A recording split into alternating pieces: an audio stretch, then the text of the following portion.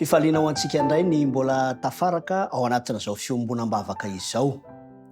Afahantsika mitondra, miara-mitondra ny mahakasika ireo namantsika. Koa asaiko ampitiavana ianao ary fa hisy vavaka zay ho tononona. Raha ny tsara indrindra izay ny an-danitra ao misaotra anao zahay. Satria mbola tombom-pahavelomana, tombom-potoana ahafahanay mitondra eo anatrehanao ny antom-bavaka izay iombonanay mandritra ity fotoana ity. Koa mangataka izay fa azaho nantoka famelan-keloka mba hanananay fiadanam-po mitondra izany antom-bavaka izany. Mahakasika manokana ny namanay Georgette.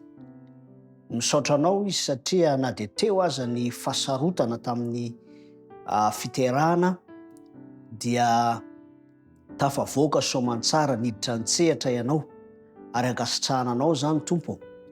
Fa ankehitriny dia mbola sitraka indrindra ny miombo-bavaka aminy, ny mba hitahinao azy, zany hoe ny reny sy ny zaza.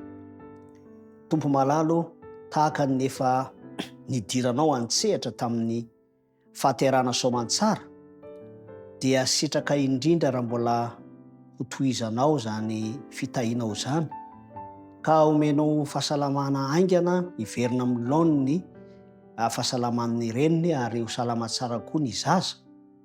Ny ankohonana ray manontolo dia hahita fifaliana miaraka sy mahita ny fahasoavanao. Koa tononona zany vavaka zany ho amin'ny anaran'i Jesosy Kristy. Amen.